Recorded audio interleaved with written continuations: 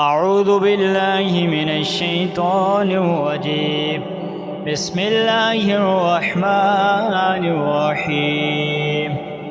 والفجر وليال العشر والشفع والوتر والليل إذا يسر هل في ذلك قسم لذي حجر ألم تر كيف فعل ربك بعاد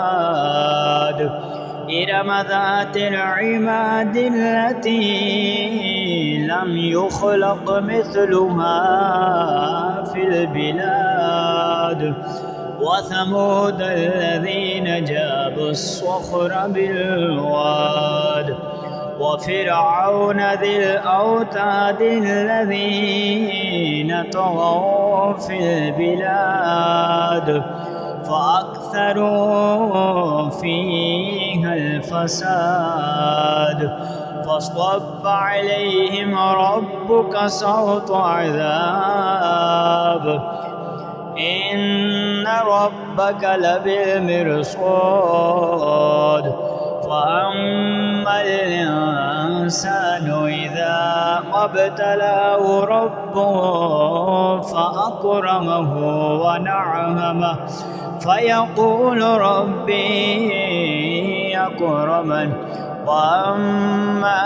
إذا ما ابتلاه فقدر عليه رزقه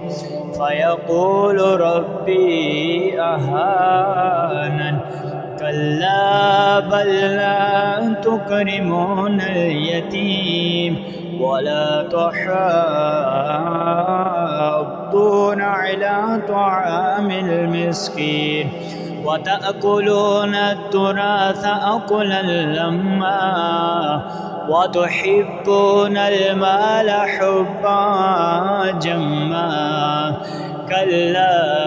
إذا دكت الأرض دكا دكا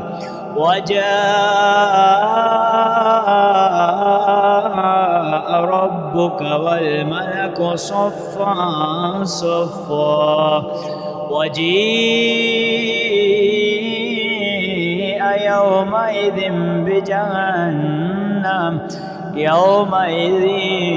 يتذكر الإنسان وأنى له الذكرى يقول يا ليتني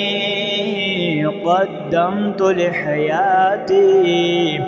فيومئذ لا يعذب عذابه أحد ولا يوثق وثاقه أحد يا أيتها النفس المطمئنة ارجعي إلى ربك راضية مرضية فادخلي في عبادي وادخلي جنتي صدق الله العظيم.